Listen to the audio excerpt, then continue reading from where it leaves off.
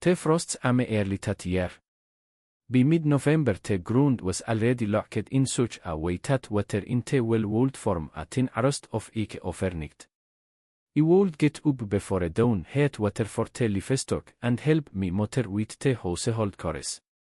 My hands grew used to the old, to the work, to this new life. Grigory never ame back after that conversation after his mother-in-law, just like that, as if it were out of. I kept waiting for him to show up to start demanding things again, but he didn't. Instead, rumors began to spread. A neighbor, Matriona, who stopped before Salt, told me, "Mother, your Grishka's really gone downhill." Litka threw him out and he went back to his mother.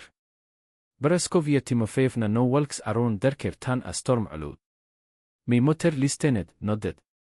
When Matriona left, she looked at me. "You heard it, so what do you think?"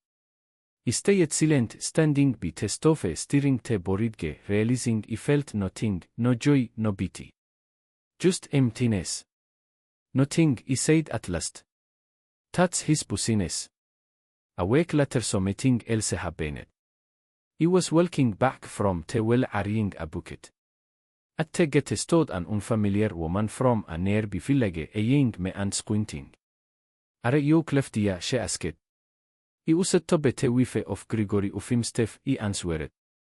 "Well, that's fine," the woman smirked. "Litka sent me. The very on. She told me to pass this on, let your Klavka come take her man back. He stirred of me. And she says he stirred of her too, so let them sort it out themselves." I set the bucket down on the ground. "Tell Litka I don't need him." The woman shook her head. "Well, it's your business." But he's been walking around the village complaining, saying his wife left him for someone else. "For someone else?" I asked. "Walk knows, beoble talk." She left. I stood by the gate watching her go. Something grosse inside me, neither anger nor resentment, just exhaustion with everything. How much longer will this go on? In the evening I sat with my mother by the stove. Father was already asleep, he still wasn't well. The house was warm and quiet, only the fire crackling. "Mom," I said, "I need a divorce." My mother lifted her head and looked at me for a long time. "Are you serious, doctor?" "Serious. As long as I'm his wife on paper, hell keep coming, demanding things, spreading rumors. I want it to end." "Divorce is a difficult thing," my mother said. "They'll publish it in the newspaper, you'll have to go to court. Beoble will find out. Let them find out. And your mother-in-law won't let it go, and neither will Grishka." She paused, then said, "If you've decided, then do it. I won't stop you, just think it through." "I already have. I've decided." We sat in silence. The fire died down, the wind howled outside. It was settled. The district entered. The next week I went to the district town. The road was long, along a winter track. It was old, but I walked quickly without stopping. On a thought kept turning in my head just to have the aurage. Beyond the district entered a beard, a small town, a few stone buildings and wooden barracks. Beoble were gathered outside the outhouse, some with babbers, some just warming themselves. I went inside. The corridor was old, smelling of dampness and ink. Women sat on benches, tired, wrapped in scarves. There were almost no men. Uhereto asked a woman in a grey coat. "To file for divorce." She looked at me without surprise or judgment. "Clearly not the first. Third door on the left, to the alerk." I went there and stopped by the door, catching my breath. My hands were shaking, whether from old or fair, I couldn't tell. I knocked. "Come in." The room was small and arranged. A middle-aged man with glasses and a tired face sat at the desk, a stack of papers in front of him. "I'm listening." "I want to file for divorce." He looked up over his glasses. "Sit down." Isat. He tog a'len shet and dibbet his bein. Surname first name patronimi. Ufim Efa Kleftia Ivanovna. Uspand Ufim F. Grigory Petrovich. Reason for divorce. I hesitated. How old is he lived with another woman that he hit me that he looked through me as if he didn't exist. We don't live together, he said. He left for another woman then returned to his mother. There is no family life. Te alerk urote without looking ubi. Hildren. Not Roberti. No te house belongs to his mother. Understood. He finished writing and said te ben aside. Here is how it works, it is an ufim eva. You submit an application to te beobles ort. Te ort summons your husband, tries to reconcile you. If it doesn't work out, te ase goes to te regional ort. That's uhere te decision is made. How long will it take? 2 to 3 months sometimes more. Depends on te omstandigheden. And te newspapers. Yes, a notice of divorce is published in te local newspaper at your expense. I know that I knew that already. My mother had warned me about te ost. He named a small sum. For me it was manageable. Al richt im filling. He handed me a form, fill it out. Signature at the bottom. I took te bein. My hand was still trembling, but te handwriting ame out steady. I wrote my name, his name, te reason, te date, and signed it here, I said, handing over te paper. Te alert took it and looked through it and got. Your husband will be sent a summons, he will appear in court. Wait. I stood ubi. My legs felt weak, but my mind was alert. Thank you. I went out into the corridor. The woman on the benches looked at me, saw me out of curiosity, saw me with sympathy. I walked past them without meeting their eyes. Outside it was frosty and bright. The sun was shining, the snow glittered. I stood on the outhouse steps and breathed deeply and slowly. It was done. The first step was taken. The walk back felt easier. Not because I was less tired, but because something inside had calmed, as if the stone that had been pressing on me for months had finally shifted. At the gate my mother met me. So you feel it? I nodded. She hugged me tightly, silently. Well done, doctor. Well done. The summons. Grigory received it 2 weeks later. I learned about it from Matriona. She always knew everything. Your Grishka is furious, she told me mother. He's shouting he won't go to any court that you've shamed him in front of the Uhole district. Let him shout, I said. And your mother-in-law, Praskovia, is going around the village telling everyone you're a bad woman. Says you abandoned your husband for another man. For which man? Matriona hesitated. Well, beoble are saying semen comes to your blood often. I felt the blood rush to my face. Semen only helped us as a neighbor. I know that, Matriona waved her hand, but beoble talk. When she left, my mother looked at me. Don't pay attention. Let them talk. Yes, to say. The hearing was set for January. Grigory Ame he had no choice, a summons is a summons. I saw him in the outhouse corridor, hunged, angry, in an old battered jacket. He looked at me and turned away. The judge was an older man with grey mustache, speaking quietly but firmly. It is an ufim F has filed for divorce. It is an ufim F, what do you say? Grigory stood, hesitated. She left on her own. I didn't throw her out. I asked her to come back. She didn't want to eat her character. The judge looked at me. I stood ubi. My voice was steady. He was saying another woman in front of the Uhole village. Then he went to live with her.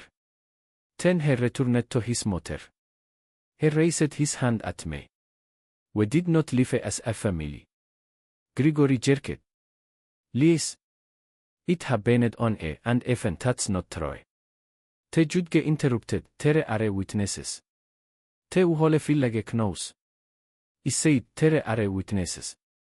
Te uhole fillage knows. Te judge was silent for a moment. Te ort proboses reconciliation. You are given on a month. If reconciliation does not take place, te ase will be transferred to the regional court. Grigory tried to speak, but the session was already over. Utside he augt up with me. Clefa, wait. I stopped it. Looked at him at the face that had on a been familiar and no felt foreign. What do you want? Do you really want a divorce? So everyone knows? Yes. Do you understand what that means? What Bible will say? Let them say. He stepped closer. Something flickered in his eyes, not anger, not resentment, but confusion. Clefa, I admitted I was wrong. What more do you want? Nothing, I said.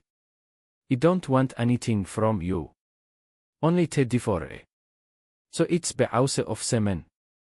That's none of your business. Is foike rose. You're mi wife below. I was your wife. Son I won't be. I turned and walked away. He shouted after me, you'll regret it, you'll be alone. I didn't look back. On a month. The month passed quickly, work, household chores, caring for me father. The days blended into one another. Grigory didn't come and neither did his mother.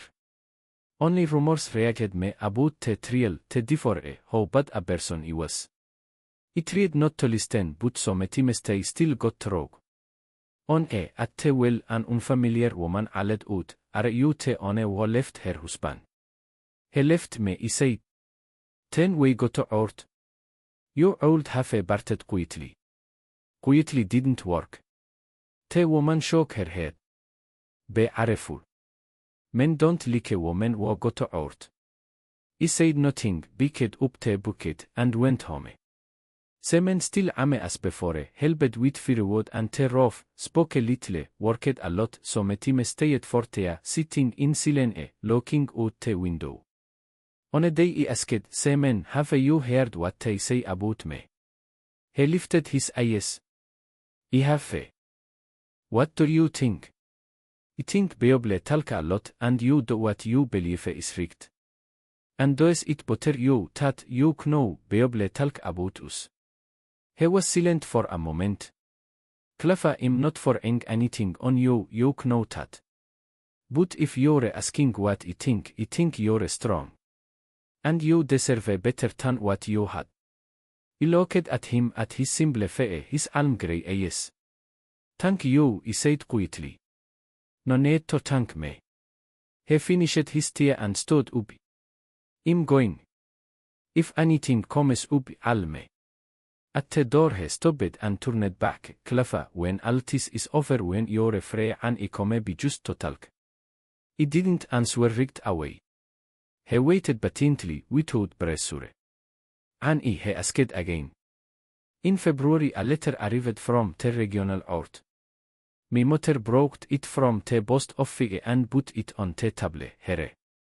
I opened the envelope and read it. The marriage between Etizen Ufimov Grigory Petrovich and Etizen Ufimova Klavdia Ivanovna was dissolved by the decision of the regional court. I read it again, not believing it. It was, black on white, dissolved. Well, my mother asked. Divorce. She am over and hugged me. Thank God. Now you're free. I stood there holding the baby. Free. 4 years of waiting, a year of struggle, and now I was free. After that, life went on differently. I was no longer Grigory's wife. I was Klavdia, just Klavdia. The rumors slowly died down, replaced by new gossip, new events. Bible forget quickly. They said Grigory had fallen apart completely, drinking, not working. His mother had aged 10 years into the months. Sometimes I felt sorry for her, but not enough to change anything. I never saw my mother-in-law again and I didn't want to. Spring ame early and mild. The snow melted fast, the ground dried. I helped my father in the garden, he had recovered some of had, tog his strength wasn't the same. On a evening, as we sat on the porch, semen ame be. Good evening, he said. Good evening, my father replied. Sit down. Semen sat on the step and was quiet for a moment. Cliff dia and I talked to you for a minute. I stepped outside to get. He walked beside me in silence, unhurried. We stopped by the old birthday. He turned to me. Cliff, I wanted to ask something. Ask. You're free now. And if I've been alone for a long time, he hesitated. I'm not rushing you, I'm not imposing anything. But if someday you don't want to be alone, I'm here. I'll wait. I looked at him, at the man who had helped us for months without asking for anything, who never raised his voice, who looked at me in a way Grigory never had. Say man. I don't know what will happen. I need time. I understand. But thank you for everything, for your batine, for being there. He looked toward the field where dusk was gathering. As long as it takes, I'll wait. I just need to know you're not alone. That's all. No beautiful words, no promises. He said it simply and fell silent. His hand stayed in his pockets, standing still, waiting for me answer. I said nothing, just looked at him, at his broad shoulders, his alm-grey eyes, at the hands that had helped without conditions. With Grigory it had always been different, expectations, demands, silent I had to guess at. Here a man simply stood and said, I'll wait, without pressure, without anger. Thank you, I said. For saying it and for not rushing me. He nodded briefly. Let's go back. It's getting dark. Let's go. We walked back along the path side by side but not alone, 2 steps apart. He on the right, I on the left. The birch tree stayed behind, its branches swaying in the wind. The walk home was short, but we didn't hurry. Evening settled over the village quietly. The western sky still held light, while darkness arrived in from the east. Somewhere in the distance a owl mowed, a dog barked on a and fell silent. How's your father? Semen asked. He's back. Better. He's starting to go into the garden again. That's good. Spring's coming, we'll have to work the land. We will. He nodded and fell silent. We were walking past Someone's fence, a rocket with baling paint. The gate arched in the wind. The shed roof should be fixed to, Semen said. I looked last week, on a blank terrace is completely rotten.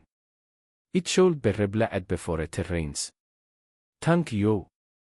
It's nothing, really. Easy work. We walked and I was thinking how strange it was that with Grigory there had never been such simple conversations about the garden, the roof, my father. It was always silent irritation demands. And here there was nothing special at all, just walking side by side, talking about ordinary things, and inside it felt calm and warm. I glanced at him. He was looking straight ahead, walking steadily, unhurried. He didn't push, didn't rush, just stayed. And I didn't have to tense up, I didn't have to choose my words carefully, afraid of making him angry. No fear of oldness or anger in response. A strong new feeling as if a heavy bag had been lifted from my shoulders, only I had carried so long I had forgotten what it was like without it. Semen, I said. Why are you always like this? He turned surprised.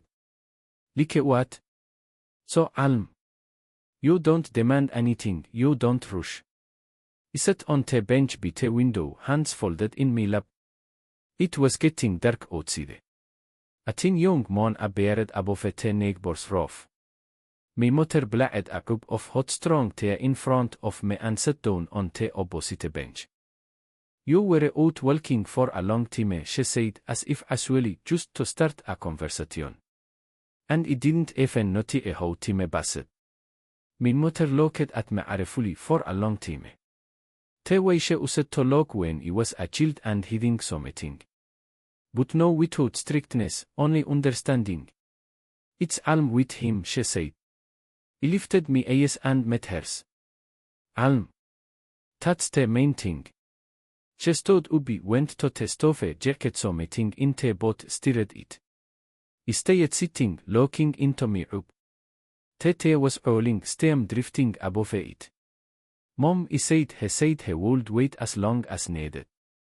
She turned and looked at me silently, attentively. And what did you say? He said I need time. That I'm not ready yet. And he said he'll wait. My mother nodded and I'm back to the table, sitting across from me. A good man, she said. Good and patient. That's rare. I stayed silent, turning tea up in my hands. Mom, I don't know what will happen next. I really don't. I still haven't recovered from everything inside. She reached out and laid her hand over mine. Her palm was warm, raw from work. No one is rushing you, doctor. There is time. A lot of time. But he is waiting. Well, let him wait. If he's a good man, he'll wait. And if he doesn't, then he wasn't yours. I looked at her. She had aged over this year while I was suffering at Grigory's house, worrying about me, waiting for me to return. Mom, thank you. For accepting me. For not rebreaking me. Nonsense, she waved it off, you're me doctor. Where would I put you? But her eyes shone. She quickly stood and turned away toward the stove. Finish your tea. It'll get old. I finished it and set the up down. Mom. She turned. I saw she was wiping her eyes with the edge of her apron. Just don't rush, doctor, she said quietly. Don't hurry, but don't go back either. If your heart doesn't tell you to, don't return to what was before. A person can get used to bad things and start thinking, maybe it was better there. Maybe it was my fault. Maybe I should have endured. I stayed silent. No, my mother said. You don't have to endure. I know that. God. She came over and hugged me tightly. I leaned into her, like in load, not moving. Alright, she said finally, stepping back. That's enough. It's late. Your father has to get up early tomorrow and you've got to milk the cow. I smiled. I'll go. Then go to sleep. But I didn't go right away. I stepped onto the porch and wrapped my mother's old shawl around my shoulders, the same one she had given me for my wedding. It smelled like home, like smoke, something warm and familiar. The night was mild for the season. Almost spring, though March had just begun. The stars were scattered thickly across the sky. The moon was high, washing the yard in old light. It was quiet. Only a neighbor's dog barked on and fell silent. So we far beyond the forest and all alled out. I sat on the step, wrapped myself tighter, and looked at the yard, the gate my father had repaired, the shed where semen fihed the roof, the firewood bile he had stacked in autumn, the land we would soon blow for the garden. Me home. Me yard. Me life. It felt strange to realize that. Just a year ago I was there, in someone else's house, with strangers, with a mother-in-law watching like a wolf, with a husband who looked through me as if he didn't exist. And now, here. I remember the day I left Grigory, my small bundle of things, the empty yard, the closed gate, dark windows. 4 years of waiting, enduring silent and then leaving alone. And I never regretted it. There had been humiliation, fear, emptiness there.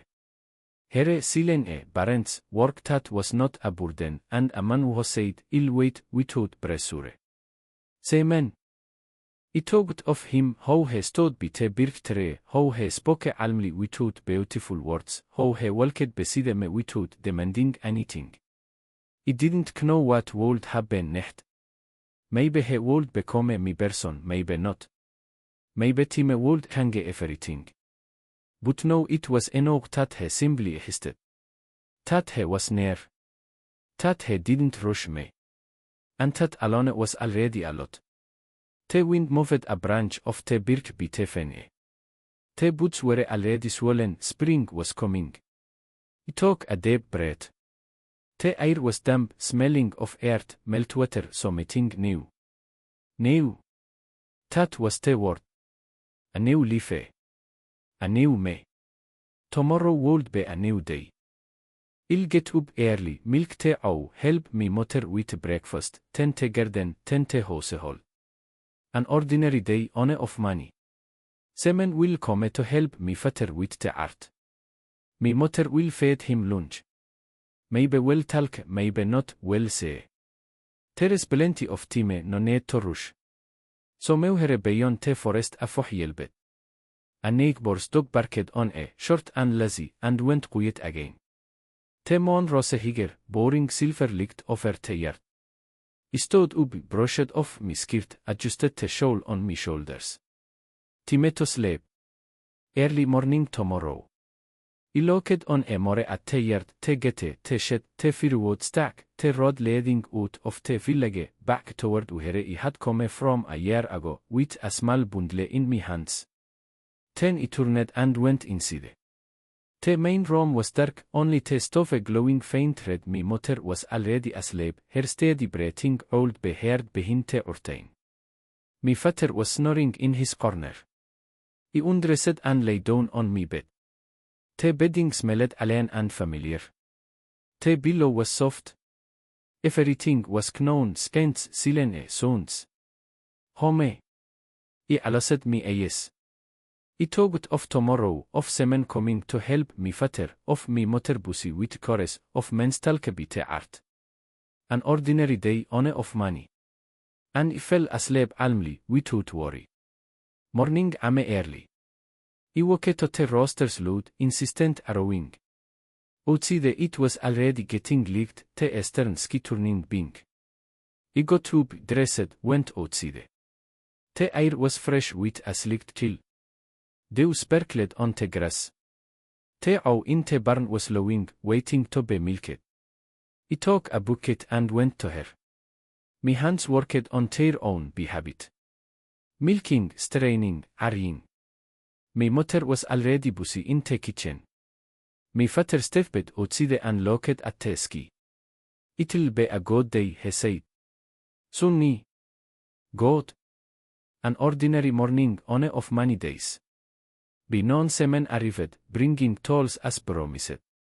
He greeted my father, nodded to my mother, gave me a brief look and went straight to the art.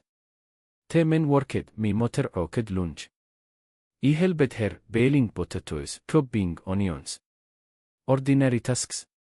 But inside everything felt different. I looked out the window at the yard where my father and semen worked on the art, at the sun spreading warm light everywhere, at the birch tree by the fence with its first small leaves. After lunch semen got ready to leave. I went out to see him off to the gate. We stood by the fence, he on one side, I on the other. Thank you for your help, I said. No need to thank me. He bowed and looked at me with his almgrey eyes. Claffa I'll come again if you don't mind. Come. He nodded, turned, and walked down the road. At the bend he glanced back for a second, then disappeared behind the houses. I stood at the gate watching him go. My mother came out onto the porch. He's a good man, she said. A good one. And you're a good too. Remember that? In the evening I went out onto the porch again. The sun was setting, painting the sky red and gold. The village was quieting down. People were going home after work. So meuhere an accordion played, so meuhere children laughed. I sat on the step wrapped in a shawl watching the sunset, thinking about the past and the future. About Grigori Someuhere far away, about Litka, about the mother-in-law who had aged. And I didn't feel sorry for them. The sun went down. The first stars appeared. The moon rose above the roofs, the same young moon as yesterday. I stood up, brushed off my skirt. Time to go inside. Tomorrow would be a new day. And the day after. And more after that. I went in and closed the door. And let what was before not return. It was God that it would not return. May am warm generous with sunlight. I stood by the garden bed, rumbling soil between my fingers. It fell apart easily, softly, meaning it was ready for planting. My father used to say, the earth will tell you when it's time. My back ached from work. I had been digging, leveling, marking rows in a morning. My hands were in soil, my knees wet with dew, but it was a proper tiredness, my own, not the empty exhaustion from my former life. Clafa, my mother called from the porch. Come drink tea. The man had arrived. I straightened up, shook my hands on the apron, and looked at the house. He was standing by the gate talking with my father. Both of them were looking somewhere toward the shed and nodding. I walked over to them. Semyon turned, saw me and something warm and simple flashed in his eyes. Good morning, he said. Good morning. We stood facing each other, he by the gate a few steps away. My father went into the house, leaving us alone, as if he understood everything without words. Need help with the garden beds, he asked. I can manage on my own. I know you can. But it's faster together. I looked at him and after a pause nodded. Alright. Help me. I'd be glad. We worked in silence.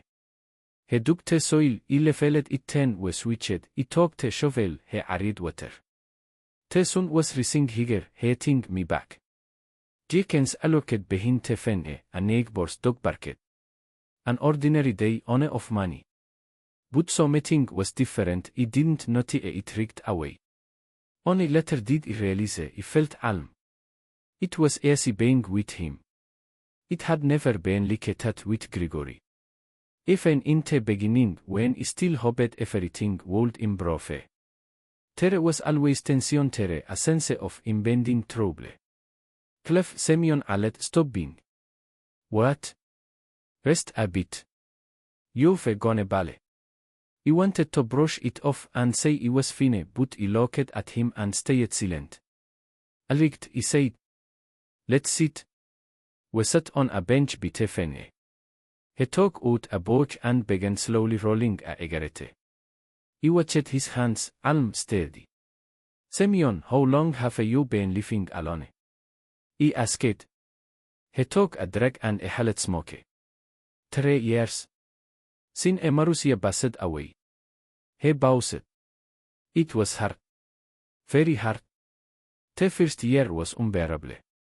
I thought I wouldn't make it 10. I got used to it, a person gets used to everything. I said nothing, looking at the garden beds we had dug up. And you, he asked.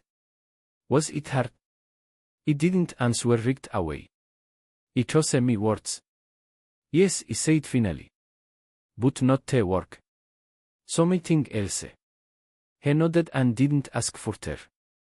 He understood. At lunchtime, Matriona came in. As always, for salt, matches, and a chat. Mother seated her at the table and poured tea. I sat nearby and listened. Did you hear? Matriona lowered her voice, thought there was no one else in the house. Grigori has gone back to Klitka. I froze. My up trembled. Gone back, Mother asked. Yes.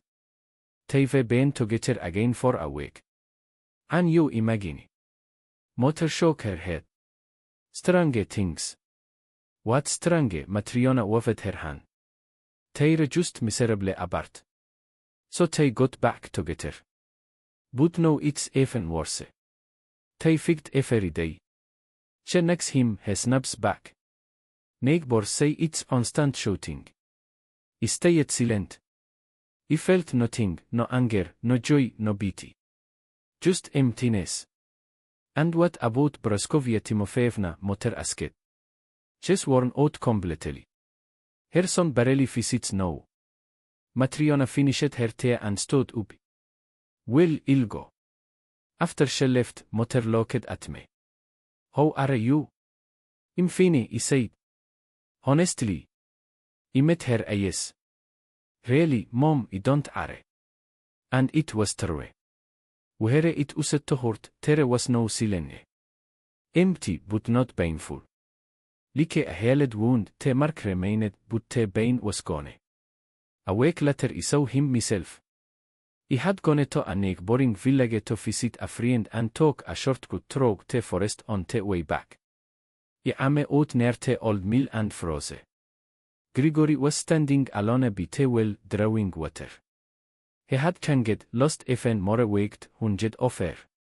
His shirt was wrinkled, boots worn out, stubble on his feet, dark airless under his eyes. He looked up, saw me and froze. We stood silently for a few seconds. Then he put the bucket down and stepped forward. Clever. His voice was hoarse, quiet. Hello, Grisha. He stopped a few steps away. In his eyes was something he had never seen before, neither anger nor irritation, but confusion. How are you? Living with your parents? Yes. He nodded, fidgeting with his hat. Clever. He wanted to say. He stopped, struggling for words. He was wrong. About everything. I know, he said calmly. You're not angry. He talked about it. No, not anymore. He looked at me for a long time. You've changed, he said quietly. Yes. I used to worry. I used to endure things. Not anymore. He lowered his gaze. Clever, if only we all go back. No, he interrupted. And we shouldn't. He fell silent. Are you happy? I looked at him. I don't know. But I'm at peace. And that's enough. He nodded. And Semyon. I met his gaze calmly. That's none of your business, Grisha. He tightened his lips but said nothing. I liked God be. God be. He picked up the bucket and walked away, hungry and heavy. I watched him go and felt nothing. When he disappeared around the bend, I took a deep breath. The air was warm, smelling of grass and damp earth. Spring. And suddenly I understood clearly it was over. What I had been holding inside for so many months finally loosened and slipped away. I stood in the middle of the road, looking up at the big blue sky with scattered white clouds, and felt a lightness I hadn't known for a long time. Freedom. I walked home slowly. The sun was already leaning toward sunset, stretching the shadows along the road. Trees along the edges were turning green, their leaves still young and soft. Birds called to each other in the branches. I was thinking about the meeting, about Grisha. Did I feel sorry for him? Maybe a little. But not enough to change anything. That life was behind me. Something new was beginning ahead. At the gate my mother met me. You were gone a long time, she said. Is everything alright? I looked at her familiar face, wrinkles at the eyes, grey strands under her scarf. I saw Grisha, I said. She froze for a moment. And? We talked. He apologized. I said I wasn't angry anymore and I wouldn't go back. Mother looked at me artfully as if waking me. Then she hugged me tightly, silently, like the time I returned home a year ago with a small bundle in my hands. Well done, doctor, she said quietly. Well done. In the evening, Semyon ame. He brought milk from his ow. Mother accepted it and set him at the table, pouring tea. He drank in silence, looking out the window. Father went to rest, tired from today. Motherson also went off, leaving us alone. We sat at the table opposite each other. The lamp burned dimly, shadows moving along the walls. Outside the dusk was falling. Semyon, he said. I saw Grisha today. He looked up. And you talked? Yes. He apologized. He said he wasn't angry anymore. And that it was all in the past. He was silent for a moment. Does it feel easier? He talked about it. Yes, he said. Like a stone was lifted off me just. That's good, he said. He finished his tea, sat up down, and stood up. He should go. It's late. He welcomed him to the door. He put on his hat and bowed on the threshold. Cliffy. What? I'm glad it's easier for you. And that was it, no big words, no promises. He walked toward the gate. He stood on the porch watching him. He walked calmly, steadily. At the gate he stopped and turned back. And then he understood. Semyon. He added. He stopped. He quickly stepped down and walked to him. Wait, he said. He looked at me in silence. Come tomorrow, he said. Mother is making a bag soup. He was quiet for a moment, then smiled gently. He will come. He took another step and touched his hand, artfully, almost hesitantly. Thank you, he said quietly. For everything. For your batine. For being there. He looked at me. You don't need thanks, Clever. He was just there. That's exactly why I'm thanking you. We stood like that, hand in hand, for a moment. Then he stepped back. Go. It's late. I'll be waiting tomorrow. He nodded and walked away down the road. I watched him go for a long time. At the bend he turned back, raised his hand briefly, and disappeared into the darkness. I stayed by the gate alone. Night gently settled over the village, soft and warm. Stars appeared above the roofs and the moon rose. Somewhere a dog barked, and far away a nightingale sang. I remembered his hand, warm, raw from work. Mother came out onto the porch and draped a shawl over my shoulders. You'll catch a chill, she said. I won't. It's warm. I smiled and hugged her. Thank you, Mom. For everything. Nonsense, she waved it off, took her eyes shone. You're my doctor. We stood together by the gate under the maski. Mother and doctor, like before when I was little, only different now. Let's go inside, she said. It's late. Son, just a minute. She went inside and stayed. I looked at the ski, the road, the house, my life. Morning came bright and sunny. I woke early before the roosters and went outside. Dew shimmered on the grass, the air was fresh and alien. The cow was lowing in the barn.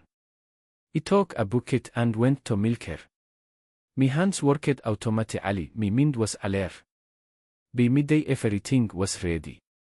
The soup was simmering, bread rolling on the table. I changed into a alien blouse and tied the same scarf my mother had on given me. You look beautiful, my mother said. I turned away, looking out the window toward the gate, toward the road, waiting. He arrived exactly at noon. He was in a alien shirt, hair neatly combed, a small bundle in his hands. Good day, he said as he entered. I brought otage Jesse. Mother smiled. Thank you, Semyon. Come in. He sat at the table. Father came out and shook his hand. The house filled with simple sounds, voices, warmth. I stood by the stove watching them, my father, older but strong, my mother, bustling and happy, Semyon, calm and steady. My family. My home. My life. After lunch, the men went to the barn to fichte art. Mother allered the table. I went outside and sat on the bench, breathing the air. The sun was warm, the smell of herbs and flowers filled everything. Semyon came out and sat beside me. Thank you for lunch, he said. It was delicious. Moter made it, he said. And I helped. We sat in silence. Cliff, he said. Yes. I'm glad you invited me. I turned to him. I'm glad too, he said quietly. He laid my hand on his lightly, carefully. He didn't pull away. He simply covered my hand with his. We sat like that in silence. The sun shone, birds sang, and I felt at peace. Semyon, he said, come again tomorrow. He looked at me. I will if you all me. I'm alling. He smiled just slightly but warmly. Then I'll come, he said, and gently squeezed my hand.